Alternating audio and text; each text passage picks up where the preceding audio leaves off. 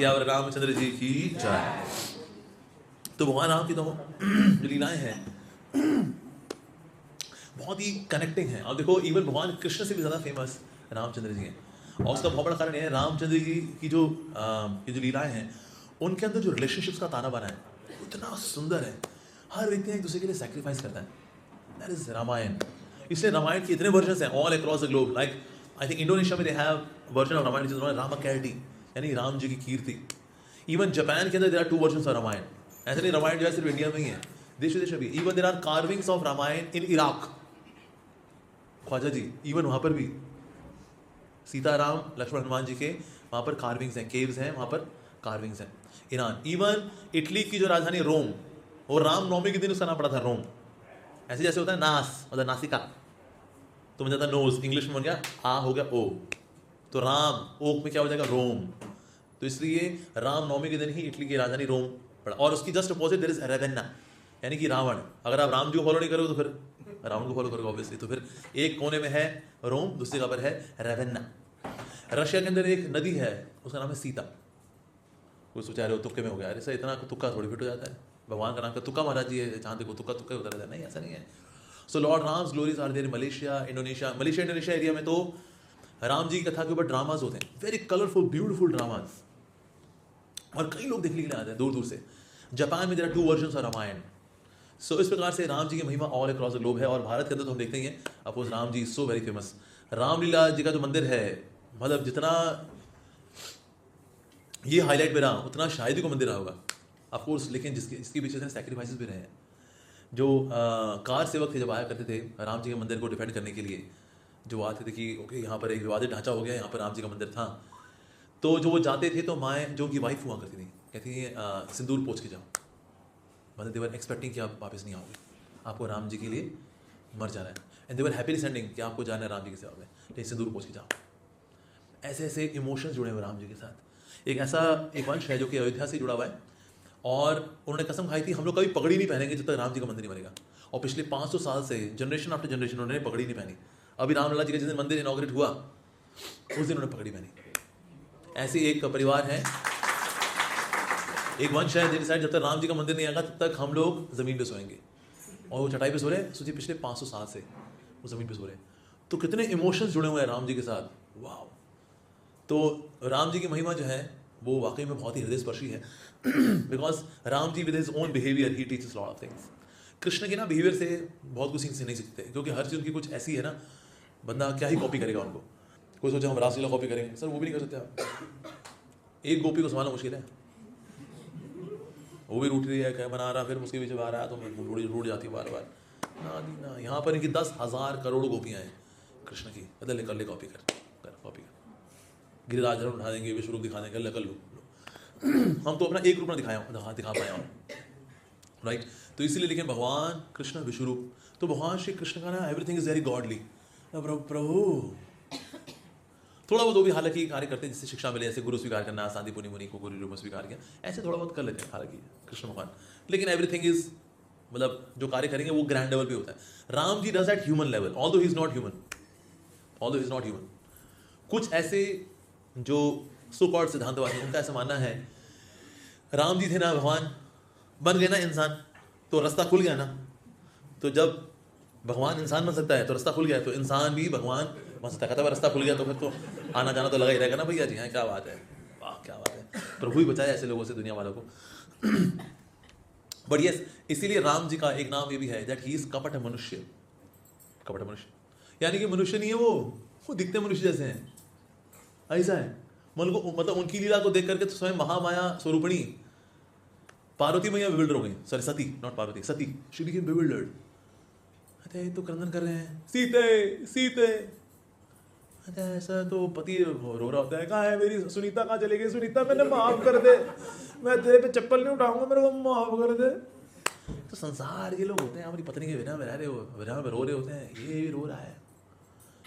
शिव जी बोले प्रभु की लीला है, विश्वास रखो, श्रद्धा रखो। पति ने बोल तो दिया लेकिन विश्वास नहीं हो रहा था हमको, तो कहीं एक बार परीक्षा लेने के लिए, प्रभु हमारी परीक्षा ले सकते हैं, हम प्रभु की परीक्षा ले सकते हैं। तो सती ने ऐसा किया, परीक्षा लेने के लिए गई, तो रूप धर के जब गई, राम जी कहा कहते क्या हो गया राम, ऐसे क्यों पुकारे मेरे को, मैं तो ये लेता हूँ, राम जी ने कहा अरे सती हाँ तुम क्या कर रही हो ऐसे अकेले जंगल में? पति कहाँ तुम्हारे? मेरे तो हस्बैंड। बोला अरे मेकअप कुछ आगे पीछे रखे क्या? वह हाँ वो गलती से यहाँ पर GPS गलत फंस गया। फिर वापस गई, फिर से एकदम टिप टाप होके आई। आप तो देखा अपने आपको, हाँ ठीक है सारे एंगल से नाइस। फिर पहुंची राम जी के पास, प्रभु क्या हो गया, मुझे क्यों ढूंढ रहे हैं आप? राम जी बोला अरे सती तुम फिर आ गई, पति कहाँ है? आप सती को पता लग गया ये तो प्रभु ही है। मेरी एजेंट भी दुनिया में अगर वो पहुंच जाए किसी के पास, लड़का लड़की पास, लड़की लड़के के पास, तो बंदा घूम जाता है अरे भाई साहब। तो महामाया का एजेंट पहुंच जाए तो बुद्धि घुमाते, यहाँ तो स्वयं HOD खुद पहुंची हुई है तो भी बिल्डर नहीं कर पा रही। ये तो मायाधीश ही हैं श्री रामचंद्र जी।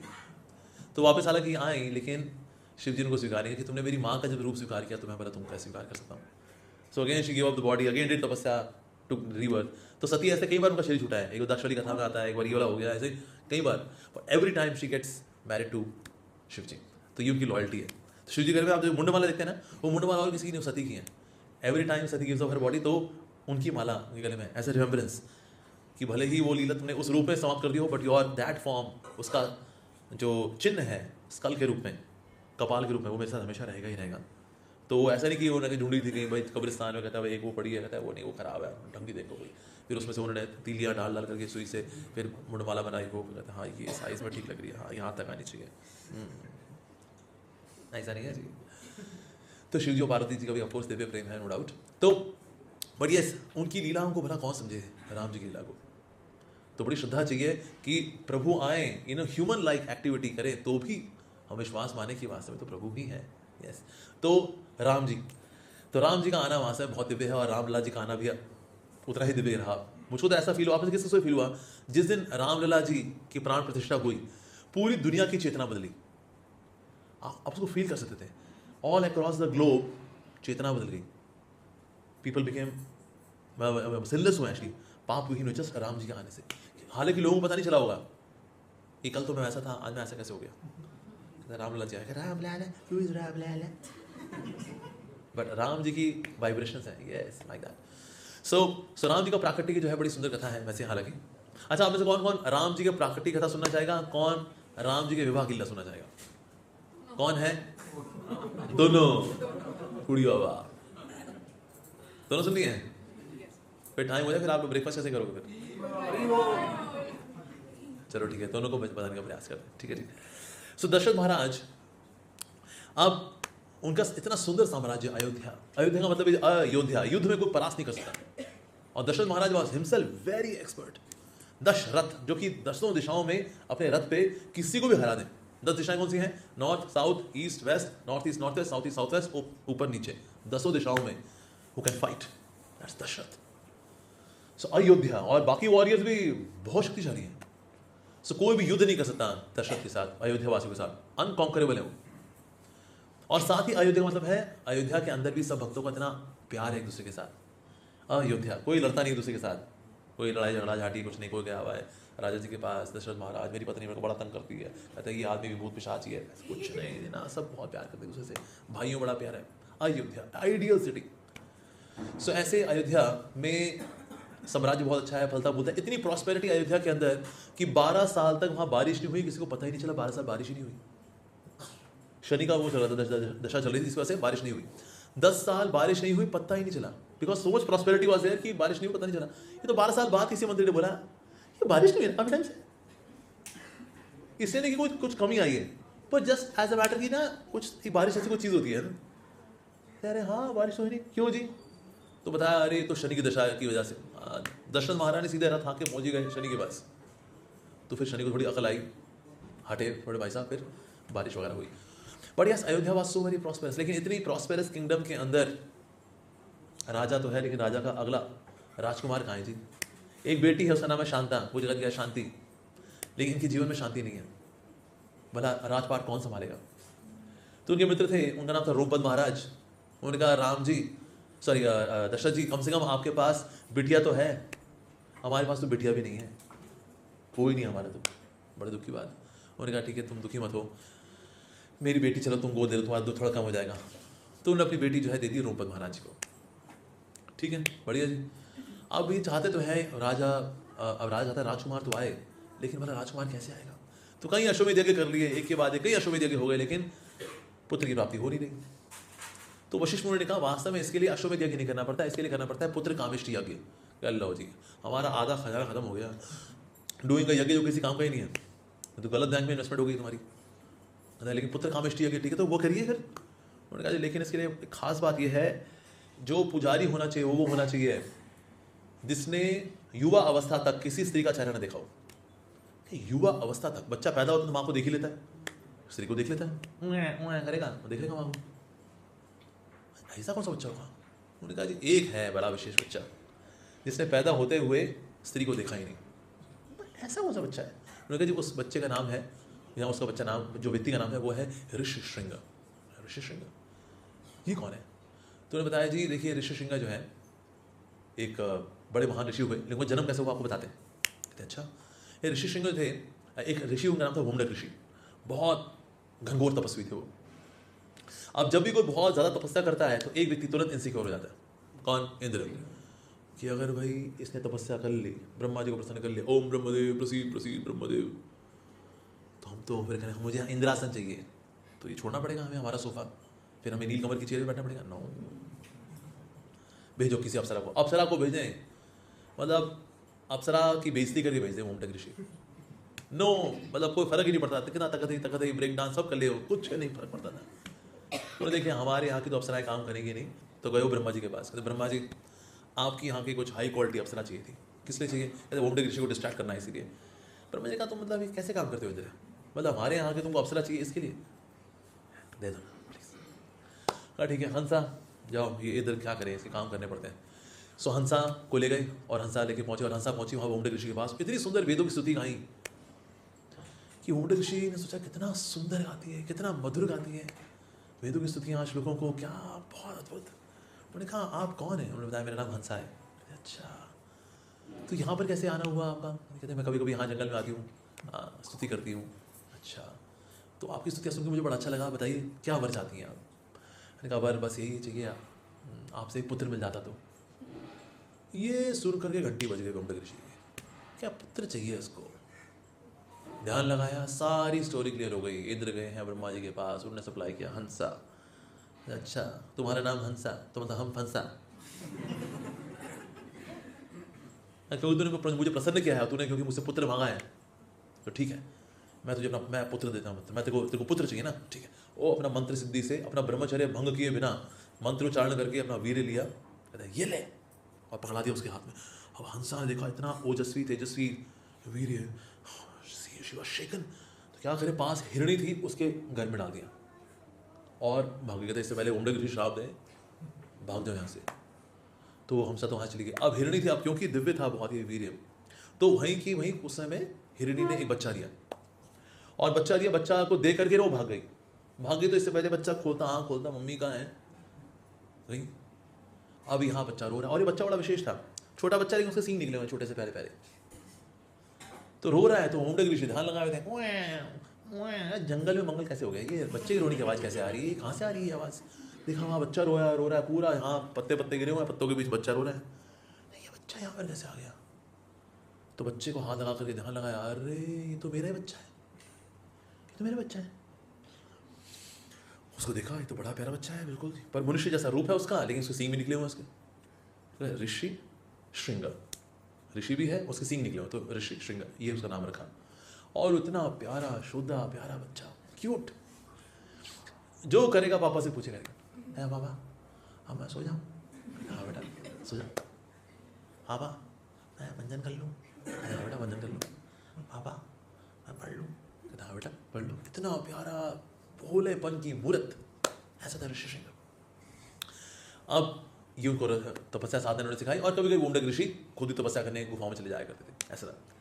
अब जो रोमपद महाराज हैं, अभी सारा बैकग्राउंड चलिए स्टोरी, ठीक है जी, दशरथ महाराज को उनके मंत्री बता रहे हैं। अब रोमपद महाराज के यहाँ पर अकाल पड़ा हुआ था, और उन्होंने कहा कि अगर कोई महान संत आपके यहाँ चरण रख देगा तो बारिश हो जाएगी। ऐसे कौन से संत है जी? एक ऐसे संत है, उनका नाम है ऋषि श्रृंग। अगर वो हार देंगे, अगर वैसे भूमंडक ऋषि भी है, लेकिन भूमंडक ऋषि जंगल छोड़ के बाहर आते नहीं है, और उनके पास जाना बड़ा खतरनाक है, वो जला के भस्म भी कर सकते हैं, भोग शक्ति उनके पास। उनका बेटा है, उनके पास जा सकते हैं, लेकिन अगर उनके पास भी गए बेटे के पास और पता लगे पिताजी को, तो भी सेम कॉन्सिक्वेंस, जला के भस्म कर देंगे।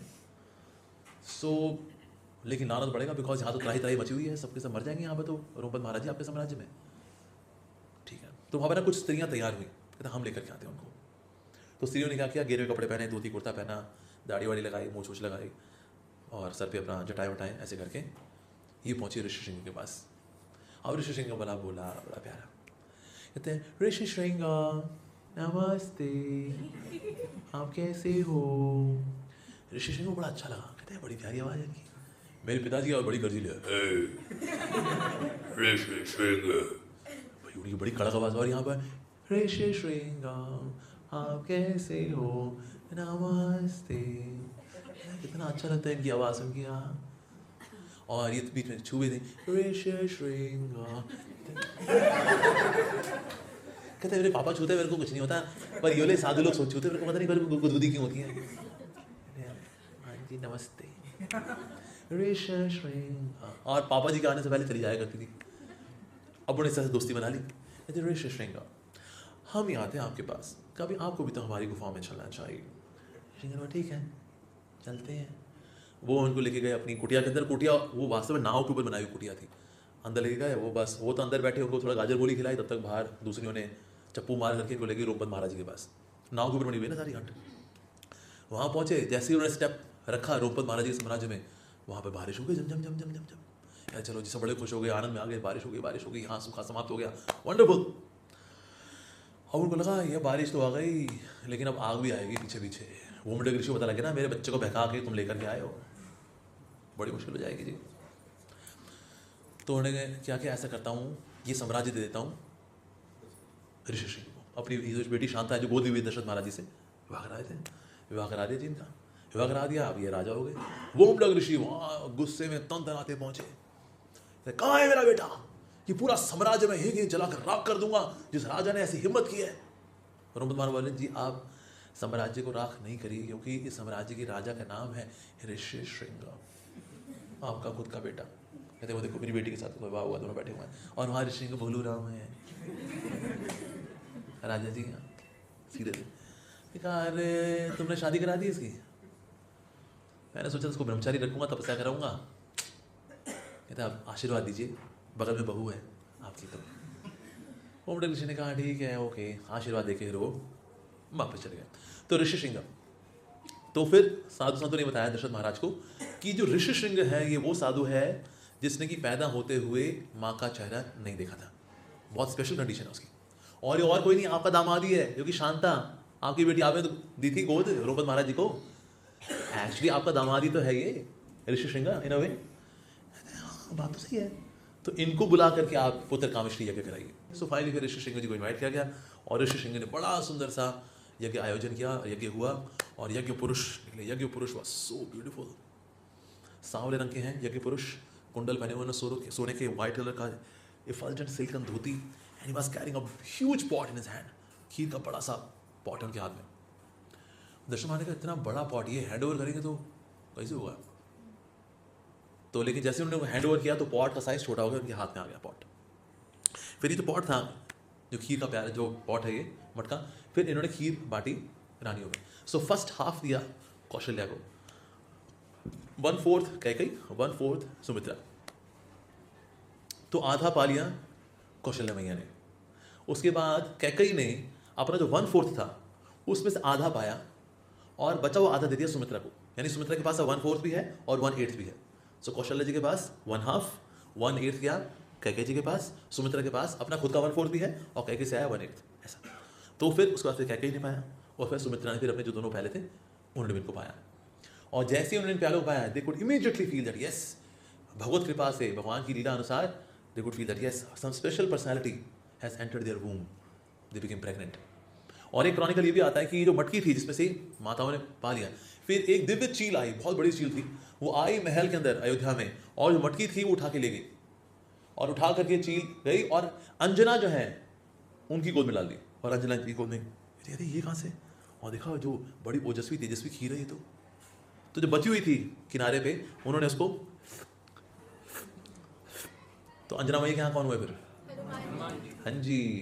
तो उच्चिष्ट पाके जो प्रकट होते हैं वो है सेवक और वो है हनुमान जी। ऐसा तो यहाँ पर कौशल्य में है कि यहाँ पर अब जो घर में कौन है, रामचंद्र जी। कैकेयी की कोख में भरत जी, और सुमित्रा की कोख में जुड़वा लक्ष्मण एंड शत्रुघ्न। ऐसा तो अभी ये गर्भवती हैं, तो जब कभी भी, अब जैसे माएँ होती है ना, गर्भवती माएँ, तो उनकी कभी भी ना बच्चा पेट में उसका ना अंग नजर आते, कभी हाथ कभी पाँव नजर आते हैं। तो बीच में जब जब कौशल्य माई के पेट में पाँव नजर आते थे रामचंद्र जी के, उस वक्त सुमित्रा और कैकेयी की कोख में हाथ नजर आते थे।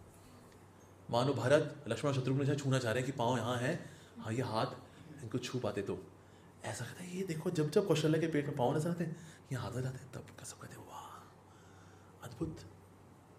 फाइनली भगवत कृपा से कौशल्य में यहाँ हुए रामचंद्र जी, और कैकेयी के यहाँ हुए भरत, और सुमित्रा के यहाँ पर शत्रुघ्न और लक्ष्मण हुए। और सब एक ही दिन हुए हैं, ऐसे नहीं अलग अलग दिन हुए, एक ही दिन हुए हैं। यानी कि राम नवमी के दिन वो लक्ष्मण नवमी भी है, भरत नवमी भी है, और शत्रुघ्न नवमी भी है, एक ही दिन हो गए सबके साथ। तो चारों चारों इतने सुंदर। लॉर्ड राम उनका कॉम्प्लेक्शन है ग्रीनिश कॉम्प्लेक्शन, लक्ष्मण है उनका है व्हाइट कॉम्प्लेक्शन, भरत और शत्रुघ्न का उनका सांवला सा कॉम्प्लेक्शन। ऐसा तो लेकिन सांवले भी एक का अलग है, जो भरत है he is having little dark, इनका हल्का सा लाइट ग्रे, ऐसा सा कॉम्प्लेक्शन। तो चारों भाई ना एकदम अलग अलग साफ साफ नजर आते थे, और तो उनके फीचर्स बिल्कुल मिलते हैं, इतने मिलते हैं कि सोचे ये तो अलग नमाज से आए हैं तो फीचर्स बहुत अलग होने चाहिए, फीचर्स बहुत मिलते हैं। They would actually be recognised because of complexion. ऐसा तो चारों भाई हुए, सब पूरे अयोध्यावासियों सब जगह पर उत्साह की लहर हो गई कि अरे इतने सुंदर बच्चे हुए हैं, कहाँ तो हम एक बच्चे की इच्छा कर रहे थे, यहाँ तो चार चार बच्चे हुए हैं, चार चार राजकुमार हुए हैं। तो सब बड़े हर्षोल्लास में थे, और वो समय कैसे बीता किसी को पता ही नहीं चला, दिनों दिन बीत गया उस समय। तो नामकरण संस्कार की बारी आई, तो वशिष्ठ मुनि की गोद में सबसे पहले दिए गए राम। तो राम जी ऐसे गोद में आए, तो राम जी ने ही उनके हृदय में इंस्पायर किया कि मेरा नाम रखो राम, क्योंकि वो राम ही है। ऐसा नहीं राम रखा तो चिंटू नाम रख देंगे, अरे ये क्या नाम रखा, थोड़ी होता है। खुद ही राम जी ने ही उनके हृदय में इंस्पायर किया वशिष्ठ मुनि के। राम, हमने कहा जय हो जय हो जय हो राजकुमार राम की जय। तो वशिष्ठ मुनि का राम का मतलब है आध्यात्मिक आनंद का सागर, इसलिए ये है राम। और राम का मतलब ये है जो आध्यात्मिक आनंद के समुद्र हैं, भक्तों को भिगो देते हैं दिव्य आनंद के सागर में, ऐसे रामचंद्र जी। राम, जब राम नाम लेते हैं रा तो पाप बाहर निकलता है, जुग जुग जुग जुग जुग जुग, फिर वापस ना कुछ है राम राम राम। सो राम। फिर अगली आई बारी भरत की। जैसे भरत है, भरत नाम मिला भरत। तो भरत का मतलब क्या है? भरत का मतलब जो भार सहेगा फिर भी रत रहेगा सेवा में, वो है भरत। अच्छा, कौन सा भार? फॉल्स एलिगेशंस का भार, झूठे आरोपों का भार, जो सहेगा फिर भी सेवाएं करता रहेगा। भरत जी को ऊपर आरोप लगा, इसी की वजह से राम को भेजा गया वनवास में, इसी को चाहिए होगी राजगद्दी। भरत जी को तो इस बारे में पता ही नहीं है, ये पीछे से सारा काम हुआ, वो तो अयोध्या में भी नहीं थे उस वक्त भरत जी, तो बाद में आया तो पता लगा ये हो गया, फॉल्स एलिगेशन। और उसके बाद 14 साल तक भरत जी नंदीग्राम में रहे, अयोध्या की पेरीफेरी के बाहर रहे, और वहाँ रह करके उन्होंने अयोध्या की सेवा की, अयोध्या वासियों की सेवा की। कि जब रामचंद्र जी 14 साल बाद जब वापस आए हैं, अयोध्या का ऐश्वर्य 10 गुना था। ऐसा नहीं फॉल्स एलिगेशन लगे, छोड़ो जी यार, आरोप लग गया, हम करें सेवा। फिर जब हमारी इज्जत ही मिट्टी में मिल गई है तो क्या करेंगे यहाँ सेवा करके? क्यों जी, चलो जी। हम लोग तो सेवा छोड़ देते ना, कोई फॉल्स एलिगेशन लगा दे, अरे पैसा गबन किया है ये, इसने पैसा खाया है, इसने, इसकी तो शक्ल ही चोर वाली है, देखो देखो। बस उस दिन से मंदिर आना बंद। कहते बस बहुत हो गया जी, इस्कॉन ने जो दिया है नहीं भूलेंगे हम, ये बेइज्जतियां 14 जन्म याद रहेंगी। इतना विश्वास किया, इतनी सेवा की, मिला क्या आरोप, जा रहे हम किसी और संस्था में ज्वाइन कर लें, नहीं रहना हमें इस्कॉन में, हम तो छोड़ दे सेवा भैया। और क्या, आरोप लग जाए एक बार, देखो बंदा संस्था छोड़ दे, मंदिर छोड़ दे। लेकिन जब कभी झूठा आरोप लगे और आपके मन में कोई दुख हो तो याद करना चाहिए भरत जी को। भरत जी के ऊपर भी आरोप लगा, झूठा आरोप, लेकिन फिर भी सेवा में रत है, वो है भरत। तो भार सहे आरोपों का, फिर भी रत रहे भगवान की सेवा में, ऐसा होना चाहिए। तो आरोप लग जाते कभी, कुछ नहीं किया होता आपने, नहीं इसने किया, इसने किया, ये लेके भागा है, हमने देखा है सारी 56 भोग की प्लेट ये लेके भागा था, मैंने कब किया ऐसा भैया, हो जाता है ऐसा। यस। तो भरत, फिर लक्ष्मण। जब लक्ष्मण को गोद में लिया तो वशिष्ठ मुनि बोले लक्ष्मण, लक्ष्मण मतलब जो लक्ष्मी को धारण करने वाला है। लक्ष्मण धारण करने वाला, ये तो 14 साल खुद वनवास में रहे, कैसी लक्ष्मी, का जीवन बड़ा तपस्या वाला रहा। लक्ष्मी मतलब जिसके पास साक्षात स्वयं प्रभु श्री राम की सेवा की लक्ष्मी होगी, इसीलिए लक्ष्मण। और लक्ष्मण जी ने जो प्रेम से सेवा की राम जी का, अरे अद्भुत। राम जी जब भी रात को सोएंगे उनके लिए चद्दर बनाते थे पत्तियों की, लक्ष्मण जी। और देखिए पत्तियां होती हैं ना, उनकी एजेस शार्प होती हैं, उनका बीच का पार्ट सॉफ्ट होता है, तो इसलिए जो पत्तियां होती हैं उनको कर्ल करना, उनको ऐसे फोल्ड करना और फिर उनको सिलना, मतलब कि एजेस वाला पार्ट नीचे है, ऊपर से सॉफ्ट सॉफ्ट, जो पत्तियों का सॉफ्ट वाला पार्ट है, नीचे वाला पार्ट इज रफ, अंदर वाला पार्ट इज सॉफ्ट, ऐसे कर्ल करना ताकि सॉफ्ट वाला पार्ट, उसमें सीताराम रेस्ट करेंगे। और ये नहीं कि यहाँ की चद्दर उठाएगी आगे काम आएगी, कंधे में डाल कर चल रहे हैं, ना जी ना, अगली रात नई चद्दर बनाई जाएगी, नई चद्दर बनाई जाएगी, सुंदर झोपड़ी बनाएंगे। ऐसे नहीं झोपड़ी बना दी खड़े खड़े तंबू वंबू गाड़ दिया, थोड़ा झाड़ फूल लगा देगा बच जाओ इसके अंदर, ही वुड मेक ब्यूटीफुल झोपड़ी फॉर सीताराम जी। उसमें अलग अलग कमरे होते थे, इस कमरे में रेस्ट करने के लिए, यहाँ किसी से मिलने के लिए, ऐसा। एक जगह तो राम जी ने लक्ष्मण की परीक्षा लेते हुए क्या किया, झोपड़ी बनाई उन्होंने और उसके पास बैठे, कहते चलो अब यहाँ चलते हैं। लक्ष्मण ने कहा अच्छा चलते हैं। राम ने बोला लक्ष्मण तुम इतनी सुंदर झोपड़ी बनाते हो, कम से कम इतनी में आ रहा है, इतनी बनाई, कम से 2-4 दिन ठहर जाना, इसमें झोपड़ियाँ बनवाने का काम दे रखा है यार, मतलब प्यार करके तुम्हारा शोषण करोगे क्या यार, हम तो ऐसा करें। लक्ष्मण जी कहते हैं हाँ जी चलिए आगे चलते हैं। राम जी ने बोला तुम इतनी सुंदर झोपड़ी बनाते हो लक्ष्मण, तुम्हें मन नहीं करता कि मैं कुछ दिन यहाँ रह लूँ ताकि तुमको थोड़ा आराम मिल जाए। लक्ष्मण ने कहा नहीं, आप जहाँ जहाँ चलेंगे पीछे पीछे हम बनाएंगे, झोपड़ी बनाएंगे, चदरें बनाएंगे आपके लिए, ऐसा। लक्ष्मण जी का इतना सुंदर भाव है, तो वो सुनकर के ना राम जी की आंखों में आंसू आ गए। उन्होंने कहा इतनी सुंदर झोपड़ी, हम यहाँ थोड़ा समय इसी में रहेंगे, विश्राम करेंगे। पर जहाँ जहाँ राम जी जाएंगे विश्राम करेंगे रात को, वहाँ सुंदर झोपड़ी तुरंत बना देंगे। ज़्यादा टाइम लगता है लक्ष्मण जी को, फटाफट बना देंगे। विष्णु तत्व, all the 4 brothers are Vishnu तत्व, जी तत्व नहीं है, विष्णु तत्व है। और उनके चद्दर बनाएंगे पत्तियों की सॉफ्ट, उसमें नीचे स्ट्रॉ भी है, ऊपर फिर ये भी, ताकि you should some cushion for Ramchandra ji. तो लक्ष्मण जी ऐसी सेवा करते हैं। अरे एक समय राम जी के पास ही केम, उन्होंने बोला राम जी को कि वास्तव में ये जो लंका में विजय प्राप्त हुई ना, इसका श्रेय जाता है लक्ष्मण को। लक्ष्मण को? पर रावण को तो मैंने मारा। Ravan was not the real villain, असली विलन था Indrajit, he was the real one. वो ज़्यादा पावरफुल था रावण से, क्योंकि इंद्रजीत को वही व्यक्ति मार सकता है जिसने 14 साल तक ब्रह्मचर्य का पालन किया हो, 14 साल कुछ खाया ना हो, 14 साल सोया ना हो, सिर्फ वही मार सकता है। और इस तरह से पूरे ब्रह्मांड के अंदर सिर्फ एक ही व्यक्ति था who could do this, Lakshman. तो राम जी ने बोला 14 साल तक ब्रह्मचर्य का पालन, पर वो तो सीता को देख लिया करता था, जो ब्रह्मचारी होता तो ने ना, उन्हें सीता को चरणों से ऊपर देखा ही नहीं, इससे कंगन नहीं पहचान पाया। जब सुग्रीव ने दिखाया नहीं कि कंगन नहीं है, कंगन आई कांट रिकॉग्नाइज, नथनी आई कांट रिकॉग्नाइज, सिर्फ पाँव की पायल थी, सिर्फ वही पहचान पाई, क्योंकि सीता में को चरणों से ऊपर देखा ही नहीं। अच्छा शूर्पणखा, उसका शूर्पणखा को देखा नहीं था, सिर्फ वो उसकी आवाज़ सुनी थी बस, जो उसने बोला अच्छा तो ये सीता ही है जिसकी वजह से सारा भ्रम हो रखा है, इसको मार देती हूँ। लक्ष्मण के पास गए, उसे कान भी काट दी, उसकी नाक भी काट दी उसकी, देखा नहीं कि देखें जी नहीं, राइट एंगल में तलवार निकलनी चाहिए, बहन जी थोड़ा ऐसा होना, ना ऐसे शूर्पणखा को देखा ही नहीं।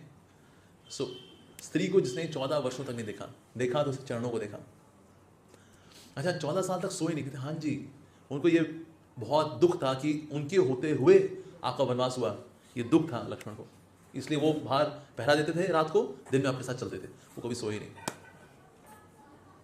इनफैक्ट निद्रा देवी ने उनको प्रपोजल दिया था कि लक्ष्मण जी इतने साल हो गए हैं, थोड़ा पावर नैप तो ले लीजिए, ऐसे हल्का सा, ऐसे बस ऐसा लगा लो ना। बिल्कुल नहीं, मेरे होते हुए राम जी का वनवास हुआ, बिल्कुल नहीं, मैं नहीं सोने वाला, ये दुख मेरे को सोने नहीं देगा। अच्छा तो फिर हमारी सेवा आप स्वीकार नहीं करो तो कौन हमारी सेवा स्वीकार करेगा? सेवा मेरी वाइफ उर्मिला है ना, उनसे जाके रिक्वेस्ट करो। अच्छा वो मान जाएंगे? कहते हैं हाँ ये मेरा लेटर हेड है, उस पर मैं साइन कर दे रहा हूँ। निद्रा देवी पहुँची उर्मिला के पास कि आपके हस्बैंड ने भेजा है जी कि आप हमारी सेवा स्वीकार करेंगी। उर्मिला ने कहा कि 14 साल जब मेरे पति नहीं सोए तो मैं कैसे सो सकती हूँ, मैं भी नहीं सोऊंगी, मैं भी नहीं सोई हूँ, इसलिए मैं भी आपका ये प्रपोजल स्वीकार नहीं कर सकती। 14 साल इवन उर्मिला भी नहीं सोई थी। उफ। तो निद्रा देवी को बहुत दुख था कि मेरी सेवा को स्वीकार ही नहीं कर रहा है, क्या करें? तो राम जी के पास गए, कहा राम जी आपके भक्त तो हमारी सेवा स्वीकार ही नहीं करते। तो राम जी ने कहा बड़ी इच्छा है क्या मेरे भक्तों की सेवा करने की? अरे हाँ जी ठीक है, अगर मेरी कथा सुनते हुए कोई हल्का से डिस्ट्रैक्ट हो जाए तो उसकी सेवा कर देना। तो कथा करते आप थोड़ा सा अगर डिस्ट्रैक्ट हुए, थोड़ा आपने फ़ोन खोल लिया, थोड़ा व्हाट्सएप कर लिया, अरे बस अटेंडेंस मार्क हो गई, थोड़े से वहाँ फिर क्या होगा, कथा में ठाए। तो निद्रा देवी उसकी सेवा कर देती है। अच्छा 14 साल खाए नहीं, ऐसा कैसे? कहते हाँ जी 14 साल वो नहीं खाए। गए वो उनकी कुटिया के पीछे, वहाँ देखा पूरा फलों का ढेर लगा हुआ है। वो वाले फल थे जो राम जी ने लक्ष्मण को दिए थे, लेकिन लक्ष्मण जी ने कभी खाए नहीं। काउंटिंग की तो उसमें कुछ फल कम थे, लेकिन कुछ फल तो कम नहीं, वो फल तो खाए होंगे। उन्होंने कहा राम जी उस दिन आप फल देना ही भूल गए थे उनको। जब आपको पता लगा दशरथ महाराज नहीं रहे तो दुख में आपने उस दिन फल देना भूल गए। जब आपको पता लगा सीता का हरण हो गया है तो सीते सीते कर रहे थे, लेकिन आप फल देना भूल गए लक्ष्मण को। वो वाले फल मिसिंग है बस। तो 14 साल खाए नहीं, 14 साल सोए नहीं, 14 साल ब्रह्मचर्य का पालन किया उन्होंने आपकी सेवा में। लक्ष्मी, राम जी की सेवा की लक्ष्मी जिसके पास है वो है लक्ष्मण। अच्छा तीसरे कौन? शत्रुघ्न। जैसे वो आए गोद में, शत्रुघ्न। जो शत्रुओं पे विजय प्राप्त करेगा वो है शत्रुघ्न। लेकिन अगर कोई रामायण पढ़े उसमें शत्रुघ्न की कोई लड़ाई है ही नहीं। एक आखिर में आती है लवणासुर के साथ, बस और कोई किसी को है ही नहीं युद्ध उनका। कहते ये क्या नाम पड़ा जी, जो युद्ध में हमेशा विजय हुआ लेकिन युद्ध उन्होंने कोई लड़ा नहीं। एक ही है वो लवणासुर वाला, हल्का बोला बस ऐसे।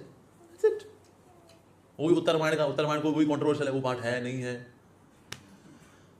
तो कौन सा शत्रु में विजय प्राप्त किया उन्होंने?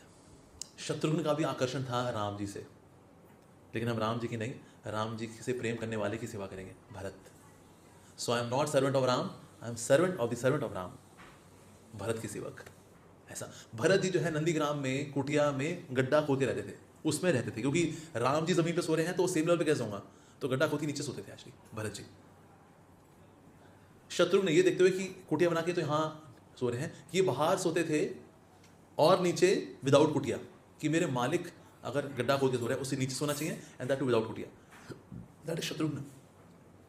तो युद्ध था क्या? राम से आकर्षण नहीं, राम जी का सेवक नहीं, राम जी के सेवक का सेवक, भरत का सेवक, भरत का सेवक राम, भरत का सेवक राम ना है, राम ना नहीं, भरत का सेवक। Finally he was victorious in this battle.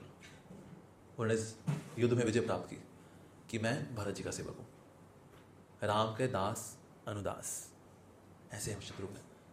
तो इस प्रकार चारों भाइयों का नामकरण हुआ। अब चारों जो भाई हैं उनको अलग क्रैडल में रखा जाता है।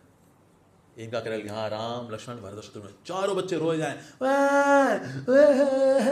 अब उनको लगा ये तो भाई यज्ञ पुरुष से प्राप्त हुए बच्चे इतना क्यों रोते हैं, कितना अरे मेरा लड्डू, मेरे बर्फी, मेरा कलाकंद, हले मेला सोना बच्चा, हले मेला सोना, चुप हो जाए, रोए जाए रोए। कहते हैं चारों बच्चे एक साथ ही रोते, क्या करें इनका।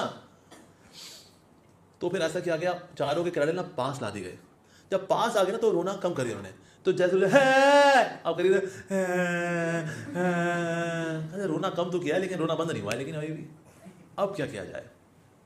वशिष्ठ मुनि जानते हैं ये तो दिव्य हैं, और ये कौन कौन है। उन्होंने क्या किया, लक्ष्मण को लिया राम जी के क्रैडल में डाल दिया, शत्रुघ्न को लिया भरत जी के क्रैडल में डाल दिया। चारों बच्चों ने हंसना शुरू कर दिया।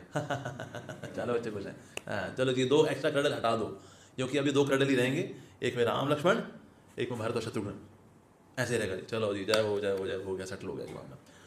तो इस तरह से कौशल्य में कि यहाँ हुए रामचंद्र जी, और कैकेयी के यहाँ हुआ भरत जी, सुमित्रा के हुए दोनों बच्चे लक्ष्मण और शत्रुघ्न। सुमित्रा ने बोला हालांकि कौशल्या भी बहुत खुश है कि उनके हुए राम, कैकेयी भी बहुत खुश है क्योंकि उनके हुए भरत, लेकिन सबसे अधिक खुश हूँ मैं, क्योंकि मेरे दोनों बच्चे सेवक हैं, एक राम का सेवक लक्ष्मण, एक भरत का सेवक शत्रुघ्न। तो इसलिए सबसे अधिक खुशी किसको है? सुमित्रा को। तो जितनी माएँ हैं सोचती हैं हमारा बच्चा ब्रह्मचारी बन गया, भक्त बन गया, हाय हाय हाय साधु बना दिया। मैडम सुमित्रा जी से इंस्पिरेशन लीजिए, उनके दोनों बच्चे प्रभु के सेवक हो गए, उनको खुशी है। तो बच्चा साधु हो जाए दुखी नहीं होना चाहिए, राइट। तो सुमित्रा वॉज हैप्पीएस्ट। और चारों के चारों जो है इतने प्रेम करते हैं एक दूसरे के साथ, तो पूरे अयोध्यावासी जो हैं वो इनके आपसी प्रेम को देख करके ही रमते रहते हैं। तो रामचरितमानस में आता है कि राम जी की महिमा का जो सरोवर है उसमें 4 कमल खिले हैं, और ये 4 कमल क्या है? राम जी का चरित्र, लक्ष्मण का चरित्र, भरत का चरित्र, शत्रुघ्न का चरित्र, और इस पे मंडराने वाले जो बहुरे हैं वो है अयोध्यावासी। कभी अयोध्यावासी राम जी के चरित्र में रस लेते हैं, तो कभी लक्ष्मण के चरित्र में, तो कभी भरत के, तो कभी शत्रुघ्न के। दैट्स अयोध्या वासीज। तो चारों भाइयों को बड़ा अद्भुत प्रेम है, और चारों भाई फाइनली फिर ये डिसाइड हुआ इनको भेजना है हमें गुरुकुल। ओके, तो गुरुकुल भेजने की बात हुई। अब गुरुकुल भेजा जाएगा तो दशरथ महाराज खुद गए चारों बच्चों को लेकर के गुरुकुल। तो वशिष्ठ मुनि आए, उन्होंने स्वागत किया, चारों बच्चे पहुंचे गुरुकुल में। अब दशरथ महाराज खड़े हैं। वशिष्ठ मुनि कहा अब आप जाइए, आप बच्चे हो गए, छोड़ दिया आपने ना, अब आप वापस जाइए। तो दशरथ महाराज ने कहा थोड़ा देखो तो सही मेरे बच्चे, मतलब क्या कैसा परफॉर्म करते हैं। ऐसे एक बच्चा है ना, मान लो उसे राइट हैंड से धनुष उठा लिया, क्षत्रिय वाला ना इसके अंदर वो है नहीं, लेकिन बच्चा लेफ्ट हैंड से धनुष उठाया ना, ये है जी क्षत्रिय खून है इसके रगों में। हाँ, या छोटे बच्चे होते ना वो ऐसे कतार उठा के ऐसे करते हैं, भगत है जी प्रभु जी, ये तो भगत है, देखिए ना ये पैदा होते ही निप्पल इसने बाद में मुंह में ली थी, लेकिन भगत है जी, भगत है। दशरथ महाराज जी की इच्छा थी देखूं भी कितना क्षत्रित्व कितना है मेरे बच्चों के अंदर, तो इसलिए थोड़ा देख के जाते हैं। वशिष्ठ मुनि का नहीं, देखिए समझिए आप जाइए प्लीज। देखिए मैं पिता हूं, पिता को तो अधिकार होता है कि देखिए बच्चे कैसा परफॉर्म कर रहे हैं, है कि नहीं, तो इसीलिए थोड़ा मैंने कहा हाँ जी बिल्कुल पिता को अधिकार होता है वशिष्ठ मुनि का, लेकिन हर पिता को बच्चे अपनी पत्नियों को खीर खिला के प्राप्त नहीं होते, तो इसलिए स्पेशल बच्चे। धन्यवाद। तो दशरथ महाराज हृदय पत्थर रख करके रथ में बैठे बच्चों को देखा, होगा बच्चों, फाइनली रथ हाँकते हाँकते चले गए। जब देखा वशिष्ठ मुनि पूरा रथ गायब हो चुका है, ठीक है। उसके बाद वशिष्ठ मुनि ने क्या किया, दंडवत प्रणाम किया चारों भाइयों को, उनकी 3 परिक्रमा की और बोले प्रभु आप लीला कर रहे हैं, आपकी लीलाओं में आपने हमें गुरु का स्थान दिया है, मेरे में जो ज्ञान है वो आप ही से आ रहा है, मेरे को ऐसा नहीं मैं आपको स्पेशल डाउनलोड दूंगा, आपकी अज्ञानता दूर करूँगा, ऐसा तो कुछ है नहीं। हमारे अंदर जो ज्ञान है वो आप ही से ही है, और वो आपका दिया हुआ ज्ञान ही अभी हम आपको डाउनलोड वापस करेंगे, आप ही से अपलोड, आप ही को डाउनलोड। तो आपकी लीलाओं में गुरु की कर बनने की जो सेवा हमें मिली है, ये हम ठीक से कर सकें, ये हमें आशीर्वाद दीजिए। ये वशिष्ठ मुनि ने चारों भाइयों से आशीर्वाद मांगा, तो चारों भाई मुस्कुराए, and then they had very good time in gurukul learning many things. इंटरनेक्स में राम और लक्ष्मण अभी सीखा है कैसे कैसे तीर और चलाना सीखा जो अभी उन्होंने दोनों भाइयों ने। तो दोनों गए जंगल में, तो राम और लक्ष्मण ने देखा कि ना एक लेडी है, उसने मटकी ली हुई है और उससे ना नाक में नथनी है। तो राम जी ने बोला लक्ष्मण तो उसकी नथनी में से तीर निकाल सकता है क्या? कहता हाँ निकाल दूंगा। कहता निकालनी तो है, लेकिन जब तीर निकल जाए ना तो जो नथनी छोटी हो जाए वो, ठीक है। तो लक्ष्मण ने क्या किया, तीर लिया, तीर मारा, वो उसकी नथनी से निकली वो, और तीर निकल गया जब तो नथनी छोटी हो गई और चिल्लाई जैसे माता चिल्लाती है, जैसे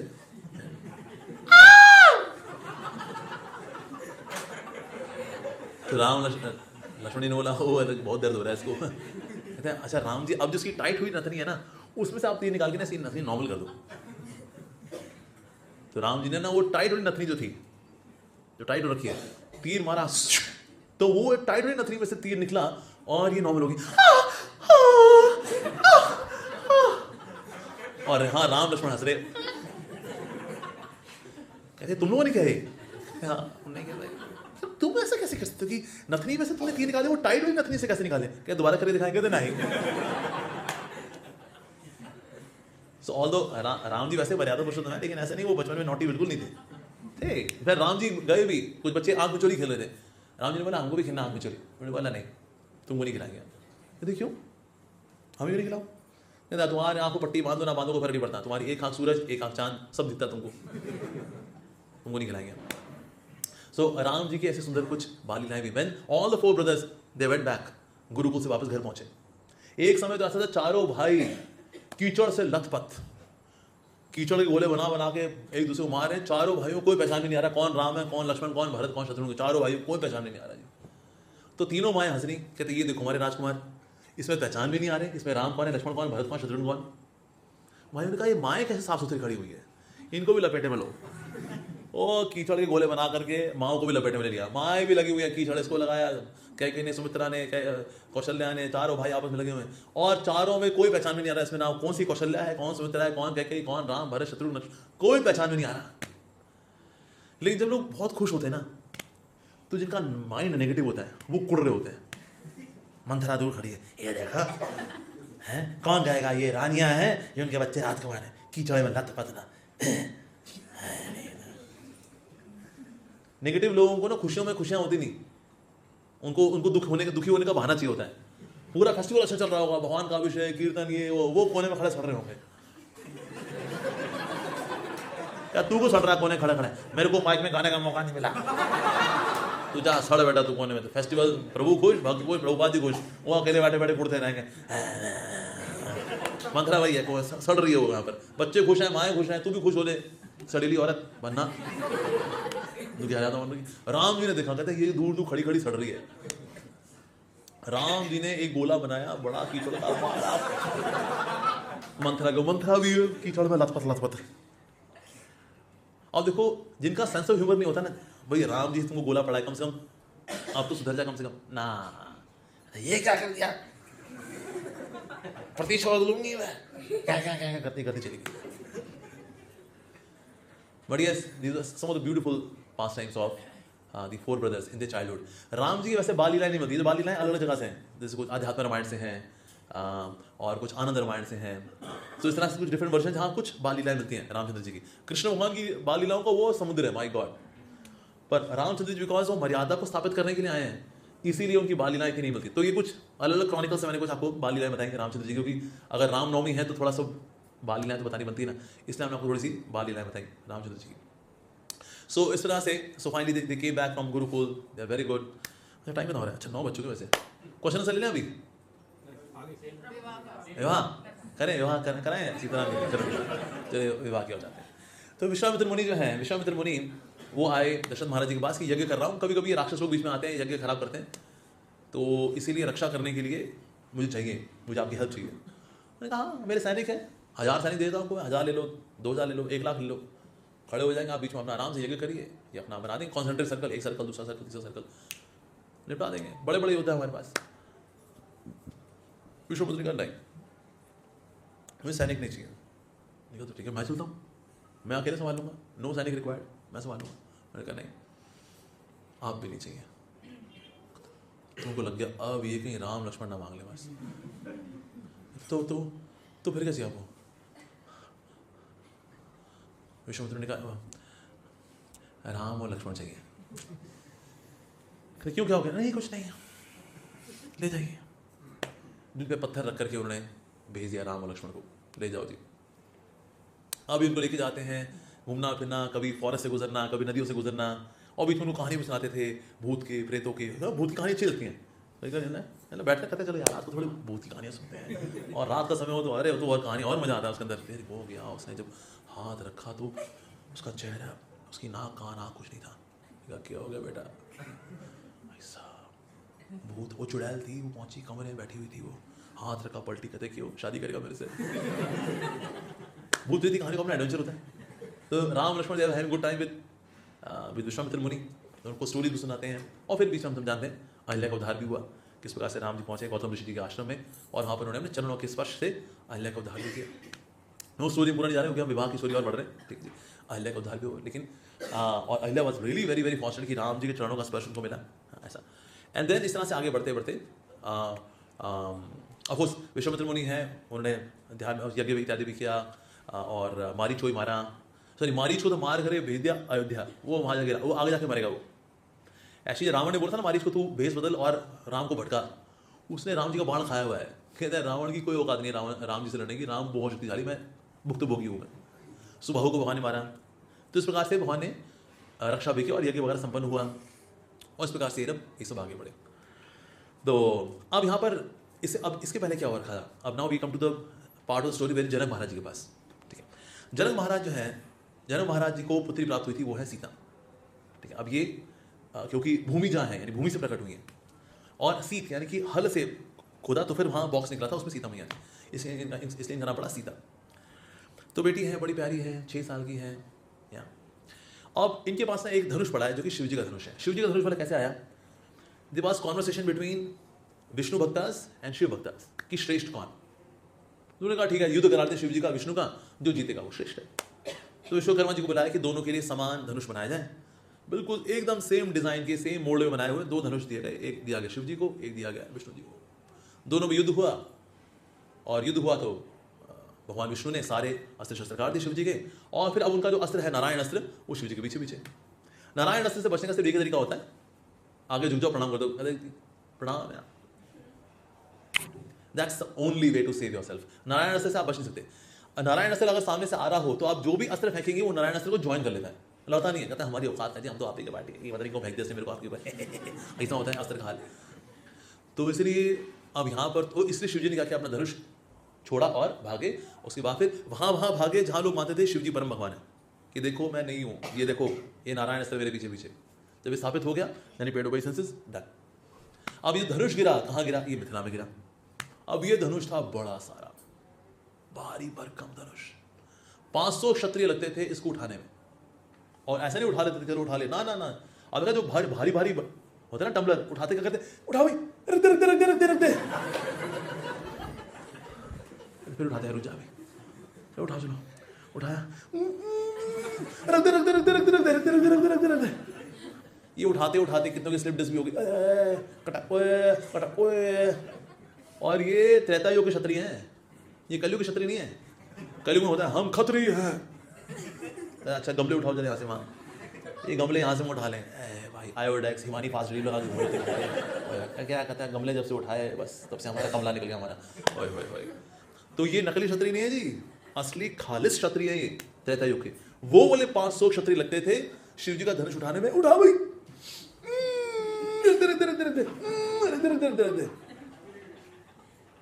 कईयों के बीच में जो है थोड़ा सा आगे से गीले पीछे से गीले भी हो, कहता है बस भैया मैं तो मैं जा रहा हूँ साफ सफाई के लिए, गमछा बांध के निकल गए बेचारे, कुछ कोई बाकी आए, उठा उठा। फाइनली जब सबकी स्लिप डिस्क हो चुकी थी, उन्होंने कहा अब यहीं तक ये सर, इससे आगे उठा नहीं पाएंगे। तो वहीं पर ही फिर उन्हें बड़ा सा एक हॉल बना दिया कि अब यहाँ शिव जी का ये धनुष है। तो रोज़ फिर पूजा अर्चना करते थे जनक महाराज जी, भाई ये शिव जी का धनुष है, पूजनीय है जी, इसके आगे उठाने का दम नहीं है, स्लिप डिस्क हुई है, सबको हमने हरिद्वार भेजा पतंजलि जी के पास, वहाँ पर सबका इलाज चल रहा है, बस इससे आगे का कोई नहीं, इट्स ओके, हो गया जी। अब सीता जो है अपनी सहेलियों के साथ, और अब ये फूल तोड़ रही हैं, तो हमने नीचे के फूल तो हमने तोड़ लिए हैं, अब ऊपर के फूल बचे हुए हैं, तो ना कोई बड़ी वाली अगर डंडी मिल जाएगी ना अगर, तो ऊपर के फूलों को भी हम झाड़ करके तोड़ सकते हैं। हाँ बड़ी वाली छड़ी कहाँ मिलेगी, हाँ देखा वहाँ देखा, बड़ी छड़ी नहीं है। सीता ने कहा मैं जानती हूँ एक लंबी छड़ी को, पापा उसके आगे बत्ती घुमाते हैं, वो मैं लेकर आती हूँ। और सीता मैया जो है गई और उठाए शिव जी का धनुष और पत्ते तोड़ रही हैं, फूल तोड़ रही हैं, कहते हाँ ऊपर से तोड़ लो। मंत्री ने देख लिया, ये तो शिव जी का धनुष है जो हम मिल के उठाए थे, हमारा स्लिप डिस्क हुआ था, आज भी बेल्ट बांध करके पहना देते हैं हम। ये क्या भाई, तो बताना पड़ेगा। तो होश में आया, वो गया, महाराज जय हो, महाराज जय हो। महाराज सीता तो शिव जी के धनुष से पत्ते तोड़ रही है। जनक महाराज ने कहा देखो मैं जानता हूँ तुम लोगों को हॉलीडे नहीं मिलता, तो फिर थकावट की वजह से बेचारे तुम लोग कुछ भी देख लेते हो, तो छुट्टी पे जाओ, घुमाओ फिराओ, ऊटी शिमला घूम के आ जाओ। महामंत्री देखो क्या देखा इसमें, महामंत्री देखा, वो सीता में देखा, कहते हैं अब उस पेड़ पे चलते हैं, और ऐसे घुमा रही हैं और शिव जी के धनुष को घुमाते घुमाते फिर वो थोड़े पत्ते तोड़े, फिर ऐसे घुमाती हैं शिव जी के धनुष को, कहते हैं और महामंत्री पूछा महाराज क्या ही देख लिया हमने, क्या देख लिया। कहते हैं सीता आराम से ऐसे घुमा घुमा के धनुष को, तो वहाँ के पत्ते तोड़ रही है। जनक महाराज ने कहा जाओ थोड़ा नींबू निचोड़ो सर के ऊपर, भाई महामंत्री तुम्हारा क्या हो गया भाई, क्या क्या देख कर क्या आ रहे तुम। उसके बाद जनक महाराज खुद पहुंचे वहाँ, देखा और वहाँ सीता कह रही काफ़ी हो गए हैं, मैं इसको रखाती हूँ। अब सीता के घुमाते घुमाते जाकर शिव जी के धनुष को रखाई। वो जनक महाराज ने कहा अब तो हमें भी छुट्टी पे जाना पड़ेगा भाई, ये हमने क्या देख लिया, हमने तो वो नज़ारे देखे हैं जब 500 क्षत्रिय उठाते थे, रख दे रख दे रख दे रख दे रख दे रख दे रख दे रख दे। उसके बाद सबके साथ सबकी हमने बस भेजी थी, योगग्राम पतंजलि सब वहाँ इलाज करा रहे। सीता कैसे उठा रही भाई शिव जी के धनुष को, और ऐसे उठाई मानो को पंखुड़ी उठाई हो। ये तो अद्भुत बात हो गई। और इष्ट गोष्ठी हो गई, सबको बुलाया, एस्ट्रोलॉजर वगैरह का चार्ट लगा लगे। महाराज जी ये तो साक्षात लक्ष्मी स्वरूप है, ये तो तभी तो तब भी हम कहें शिव जी का धनुष भला और कौन उठा सकता है। लेकिन अगर इतनी योग्य है हमारी बिटिया रानी, तो इसके लिए भला हम योग्य भला कैसे ढूंढेंगे, कौन आएगा। उन्होंने कहा सिंपल है जी, जो इसके बराबरी का होगा वही उठा सकता है इसको। शिव जी का धनुष है, अगर ये लक्ष्मी स्वरूपा है तो शिव जी तो आएंगे नहीं, क्योंकि तो लक्ष्मी है, उनकी तो सती है, तो वो तो आएंगे नहीं। तो नारायण ही आएंगे, सिंपल।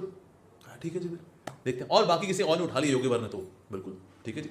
तो इस प्रकार से बड़ी मुश्किल से फिर दूसरे सेट ऑफ क्षत्रिय बुलाए गए और इनको जो पूजा स्थान था उनको दिखाया मेन हॉल के अंदर कि कौन उठाएगा शिव जी के धनुष को, और सबको व्हाट्सएप मैसेज भिजवा देगा आसपास जितने भी साम्राज्य थे, सीता का स्वयंवर, जो भी उठाएगा धनुष को उसका सीता से विवाह होगा। सब खड़े हो गए, अरे सीता के साथ विवाह होगा, अरे वाह।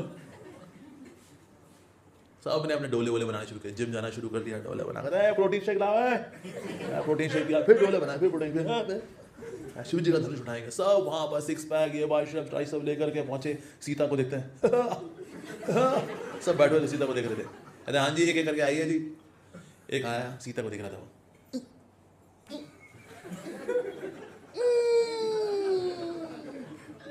गुडुम गुडुम गुडुम करता है, आगे से गीले पीछे से पीले,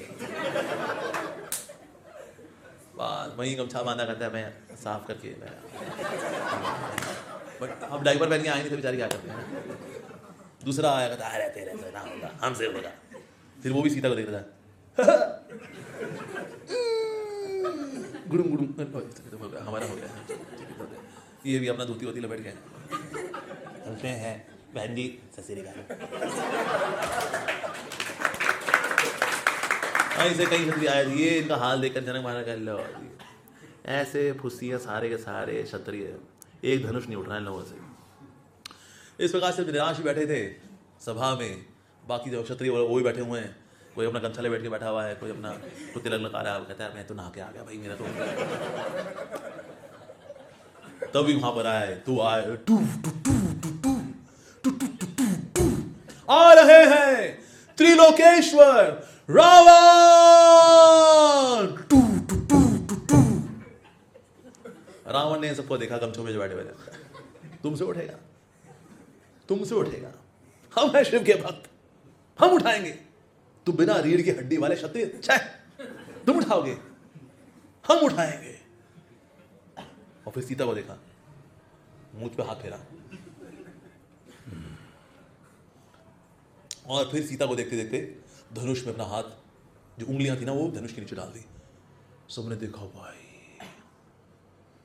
धनुष के नीचे उंगलियां डाल ली इसने तो। जितने लोग भी गमछे बांध रहे थे, इसने तो उंगलियां डाली भाई। शिव जी बैठे कैलाश में, कहते ये वांगड़ू कहां से आ गया भाई? हमने ये धनुष तो छोड़ा है राम जी के लिए, ये टपोरी कैसे आ गया हमें? शिव जी अपने धनुष में घुस गए, धनुष में घुस गए तो उंगलियां जो नीचे गई हुई थी वो देख ही रहा था, स्टाइल मार ही रहा था सीता को देख के, उंगलियां नीचे दब,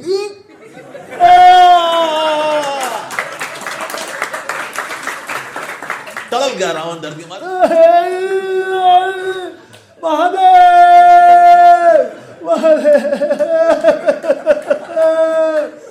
उसके रुदन को सुन करके ना पार्वती बोली थोड़ा रिलीज कर दो। तो शिव जी रिलीज कर तो उंगलियां निकली उसकी,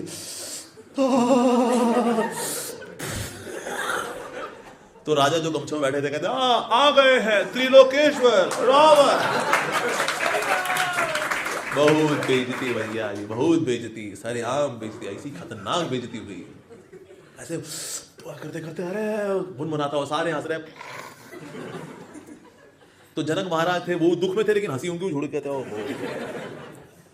तो सब का बड़ा सब माहौल जो था वो दुख का भी था लेकिन अठास भी हो रहा था कि आ गए त्रिलोकेश्वर रावण, प्रतिशोध दूंगा, प्रतिशोध दूंगा, ऐसे करते मुनमुनाता, प्रतिशोध दूंगा करते करते चले गए भाई साहब। लेकिन जनक महाराज ने कहा लो जी, एक है कुछ उंगलियां सुझा के निकल गया, अपना मल्टीपल फ्रैक्चर हो गया हाथ में उसके, कुछ हुए गमछे हो गए, आगे से गीले पीछे से पीले हो लिए, क्या हमारी बेटी ऐसी रह जाएगी? तो यहाँ पर विश्वामित्र मुनि राम और लक्ष्मण को लेकर के पहुंचे कि हमको पता लगा यहाँ स्वयंवर हुआ है, तो स्वयंवर देखने के लिए चलते हैं। ठीक है, तो ये आगे बढ़े थे, तो आप पहुंचे जनक महाराज के, इतना सुंदर ये साम्राज्य है जनक महाराज जी का, मिथिला। तो अभी राम जी महल के बाहर हैं और चबूतरे पे है सीता मैया। तो राम जी ने जब सीता जी को देखा और उनको देख करके मन में आया, इतनी सुंदर है, इतनी शालीन है, इतनी पवित्र है, ये जीवन में कभी विवाह करूंगा तो इसी से करूंगा। और सीता मैया जहाँ उन्होंने जब राम जी को देखा, उन्होंने कहा स्वयंवर तो जो हो सो हो, कभी विवाह करूंगी ना तो इन्हीं से करूंगी। और कुछ समय के लिए दोनों के दोनों टकटकी लगा करके और विश्वामित्र ने डिस्टर्ब नहीं किया, मेडिटेशन है, वी शुड नॉट डिस्टर्ब। तो दोनों देख रहे हैं राम जी सीता जी को, सीता मैया राम जी को। सीता मैया हालांकि घूंघट लिया हुआ लेकिन घूंघट से नजर आ रहे हैं वो, और राम जी भी देख रहे हैं उनको। कहा राम राम जी जी चले महल में चले, हाँ जी चलते हैं। तो वहाँ देखा, वहाँ पर जनक महाराज हैं, दुखी बैठे हैं, कोई उठा नहीं पा रहा धनुष कि हमारी बच्ची ऐसी रह जाएगी, बड़े दुखी थे वो। तो विश्वामित्र मुनि ने कहा कि आप इतने दुखी क्यों हो रहे हैं? अब एक ऐसा राजकुमार है जिसको आपने मौका नहीं दिया है, राम।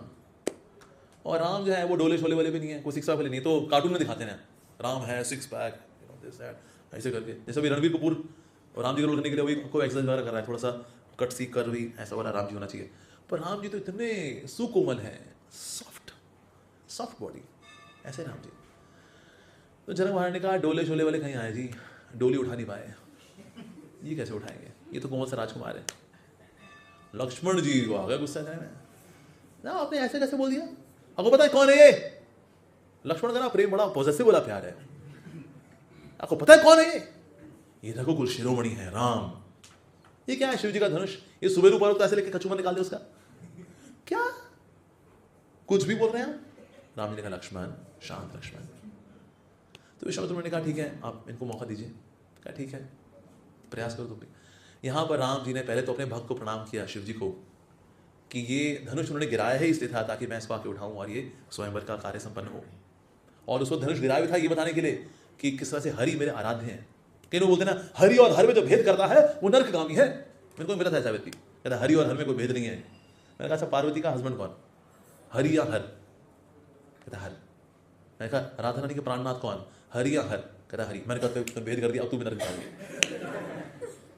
मैं कहा रासलीला कौन करते हैं, हरि या हर? कहता हरि। मैंने गोपेश्वर महादेव के रूप में कौन आता है, हरि या हर? कहता हर। मैंने फिर भेद कर दिया तूने, अब तू भी नरकगामी हो गया हमारे जैसा।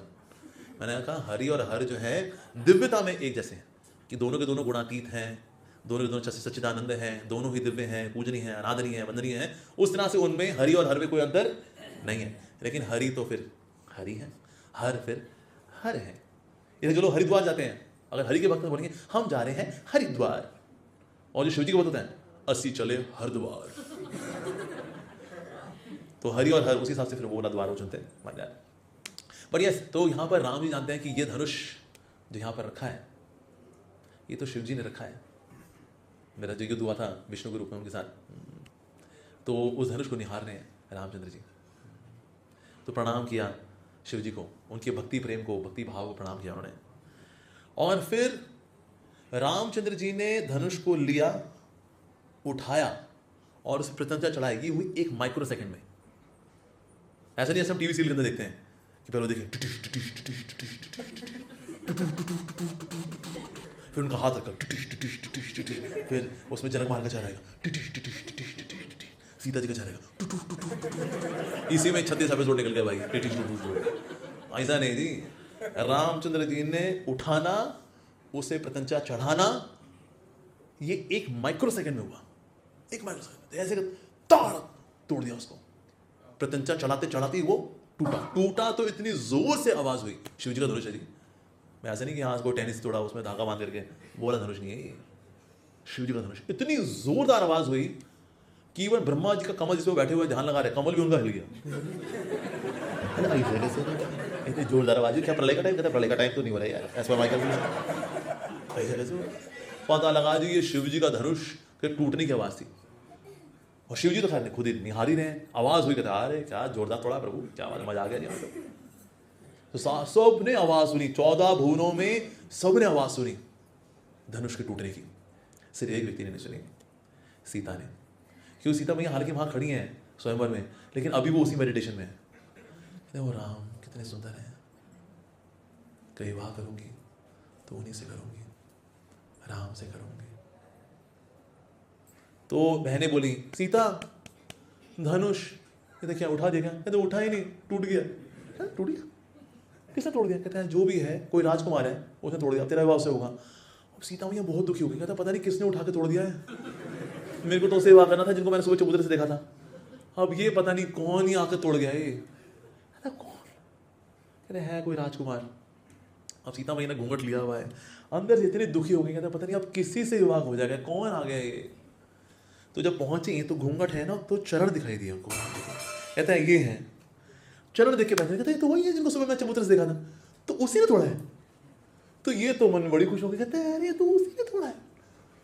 तो एक तो इतना सुंदर, ऊपर से इतना शक्तिशाली हो कि जिसको उठाने 500 छतरे लगते थे, गमछा बांध के सारे गए, उनको वो धनुष को उठाकर तोड़ दिया। तो ये तो बड़ी खुश। तो जनक महाराज ने कहा बड़ा अच्छा हो गया, हमारी सीता का विवाह होगा इस सुकुमार के साथ। हमने तो सोचा ही नहीं था इस सुकुमार के अंदर इतना बल है। राम ने कहा अरे किससे ब्याह करा रहे मेरा भाई, मेरे को तो उससे विवाह करना था जिसको मैंने चबूतरे में देखा था। राम ने कहा नहीं मैं विवाह के लिए थोड़ी ना, हम तो वेकेशन में निकले थे विश्वामित्र मुनि के साथ, ये विवाह का बात कहाँ से आ जाएगी। राम जी ने सोचा हुआ था कि विवाह करना तो उसी से करना है, अब ये पता नहीं कौन स्वयंवर में कौन है। तो अब जब राम जी साथ मना कर रहे थे ना, तो सीता जी को पता लग गया कि ये भी उसी कंफ्यूजन में जैसे मैं हूँ। तो उन्होंने घूंघट थोड़ा सा कहते हैं,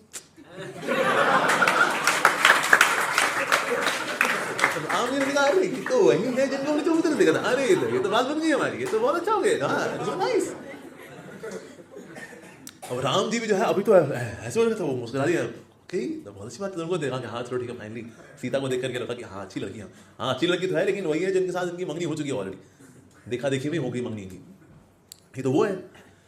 लेकिन राम जी ने फिर से बोला लेकिन फिर भी हम तो वेकेशन पे निकले थे, पिताजी को हमने कभी इन्फॉर्म किया नहीं, बिना माता पिता के आशीर्वाद के हम मेरा विवाह कैसे कर सकते हैं। इस पे तो सीता मैया का हृदय और ही हो गया राम जी की ओर। ये देखो एक तो सुंदर, ऊपर से शक्तिशाली, ऊपर से चरित्रवान, कहते हैं और एक ही दिल है कितनी बार चुराओगे।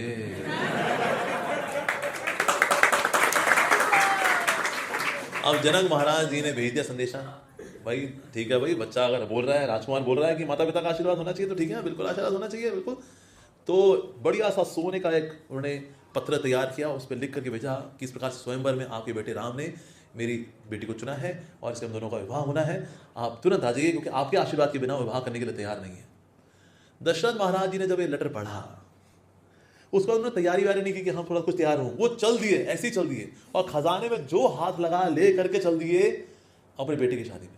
बुजुर्ग हैं लेकिन चल दिए और दौड़ रहे हैं जनक महाराज की ओर, वो दौड़ रहे हैं, पीछे पीछे तीनों उनकी रानियां दौड़ रही है, उनके पीछे पीछे उनकी 350 रानियां और दौड़ रही है, उनके पीछे पीछे सारे जो अयोध्यावासी हैं, जिसके हाथ में जो गिफ्ट हाथ लगा ले करके चल दिए। तो मानो समुद्र था, वो भक्तों का समुद्र था जो कि मिथिला की ओर बढ़ रहा था। इससे पहले ये तो लोगों ने देखा था कि नदियां जाके समुद्र से मिलती हैं, पर समुद्र कभी नदी से आके मिलता है पहली बार देखा था लोगों ने। वाह, अब सब वहां जब पहुंचे, सब के लिए ऐसा भव्य स्वागत करने के लिए स्वयं जनक महाराज आए हुए थे और सारे अयोध्यावासियों को भव्य स्वागत हुआ और हरे को एक डीलक्स कमरा दिया कि आप यहाँ ठहरिए जी फेस्टिविटी के लिए। ऐसा नहीं थे डॉर्मेटरी थी, चटाई में जाते बिछ जाओ सब ऐसे होगा एक एक करके, ऐसा नहीं जी, भव्य एकदम ऐसा फैबुलस अरेंजमेंट। तो सब के सब जो है आपस में मिल रहे हैं, जनक महाराज दशरथ महाराज से मिल रहे हैं, इनकी रानी उनकी रानी से मिल रही हैं, पूरा परिवारों का ये मिलन होता है वास्तव में, ऐसा फेस्टिवल हो रखा था।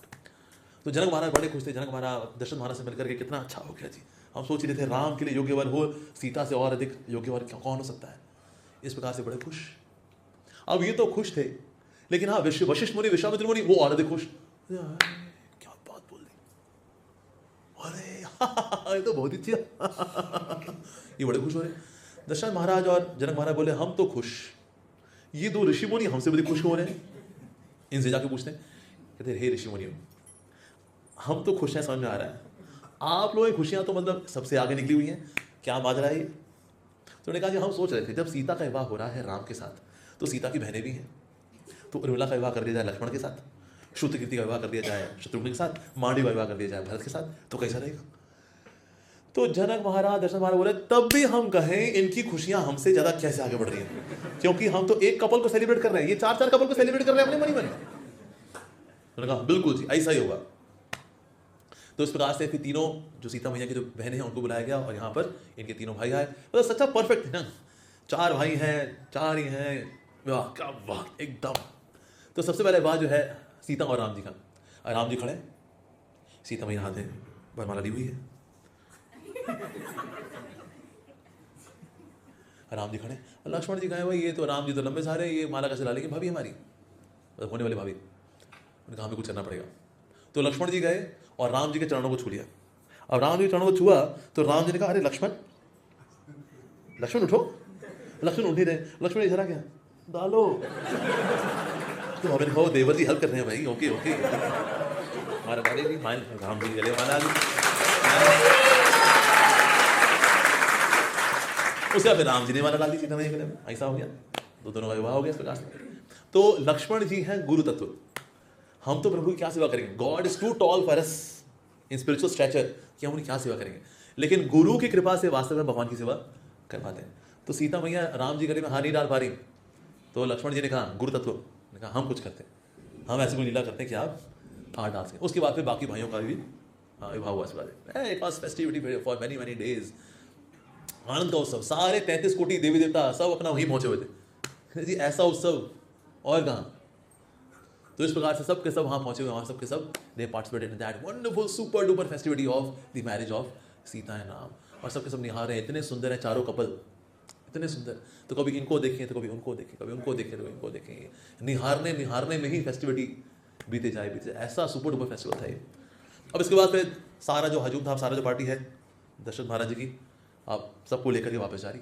जब वापस जा रही थी ना, तो तभी आकाश में देखा कि ना कुछ कौवे हैं आकाश में गोल गोल घूम रहे हैं। अब ये अपशगुन माना जाता है, ये अपशगुन है। लेकिन विश्वामित्र ने कहा, लेकिन खास बात क्या है, कौवे हालांकि ऐसे गोल गोल घूम रहे हैं, लेकिन बीच से ना सूरज की रोशनी भी आ रही है, यानी खतरा आएगा नहीं, खतरा टल भी जाएगा। सामने से देखा आ रहे थे परशुराम जी, परशुराम जी को आते दिखाना, अरे परशुराम जी का था भाई क्षत्रियों से भीन करना है उनको, तो क्योंकि उनके पिताजी के साथ शत्रु ने गलत कार्य किया, तो उनको मारा उन्होंने धोखे से, तो इसलिए अब वो छोड़ते तभी थे क्षत्रिय को अगर वो शादी कर रहा हो। अब दशरथ महाराज के सामने पहुंच गए थे, अब कहां से नई रानी लेकर के आए जी शादी करने के लिए। तो कौन है वो जिसने शिव जी का धनुष तोड़ा है, कौन है वो? दशरथ महाराज क्या है बोले, राम जी खुद ही आगे आ गए। राम जी ने कहा, मैं ही हूं वो जिसने दुस्साहस किया शिव जी का धनुष तोड़ने का। अच्छा तू है वो, तुझे पता है शिव जी का धनुष पूजनीय है, वंदनीय है, तूने शिव जी का धनुष तोड़ दिया, कौन है तू? तो राम जी ने बोला, आप तो हैं परशुराम, हम तो हैं सिर्फ राम। अच्छा तेरा ऐसा दुस्साहस, मैं अभी तुझे इसकी सजा दूंगा, सबसे पहले मैं तेरे पिता को मारूंगा। राम जी ने कहा, मैं जानता हूं आप ऐसा बोल तो रहे हैं, लेकिन आप ऐसा करेंगे नहीं। तो क्यों? तो राम जी ने कहा, मैं जानता हूं आपके पिता को भी शत्रु ने मारा था, तो पिता मरते हैं तो कितना कष्ट होता है, पिता अगर ना रहे तो, और मैं जानता हूँ कष्ट आप जानते हैं, इसलिए वो कष्ट आप मुझे नहीं देंगे, क्योंकि आप ब्राह्मण भी तो है ना। ये लॉजिक जब परशुराम जी ने सुना, वो ठंडे हो गए, वही सोडा था पानी बन गया वो। लेकिन अभी थोड़ा सा बचा हुआ था अभी। उन्होंने कहा, लेकिन शिव जी का धनुष तोड़ा तूने, ऐसा दुस्साहस, बहुत बल है तुझमें, हाँ बहुत बल है, ये विष्णु का धनुष है, इसको उठा के दिखा। राम जी ने धनुष कब लिया और उन्हीं के तुड़ीर से कब तीर निकाला और कब चढ़ाया, ये एक माइक्रो सेकंड में किया राम जी ने, माइक्रो सेकंड। ऐसा जब हुआ, कहता उन्होंने बोला, परशुराम जी कहाँ छोड़ा इसको, ये देख करके तो सोडा पूरा ही पानी हो गया। परशुराम जी ने देखा, भाई तो विष्णु का धनुष सिवाय विष्णु के कोई उठा ही नहीं सकता, असंभव, ये सारा जो धनुष है। तो प्रणाम कर दिया जी, परशुराम जी हाथ जोड़ गए, कहता प्रभु क्षमा कर दीजिए, मुझको पता लग गया है कि मेरी लीला समाप्त हो गई है, अब आपकी लीला शुरू होनी है। तो राम जी ने बोला, लेकिन इसको छोड़ना कहाँ है, ये तो बता दीजिए। तो परशुराम जी ने कहा, आप इस तीर को मेरी उस अज्ञानता पे छोड़ दीजिए जो पहचान नहीं सकी कि मेरे आगे स्वयं प्रभु उपस्थित हैं। तो राम जी ने कहा कि तीर चलाया, तीर converted into a carpet, beautiful carpet, और फिर उनको बिठाया परशुराम जी को, अब आप तपस्या करिए, यहाँ राम जी की लीला आगे बढ़ती है। इस प्रकार से this is a very beautiful divine pass time of the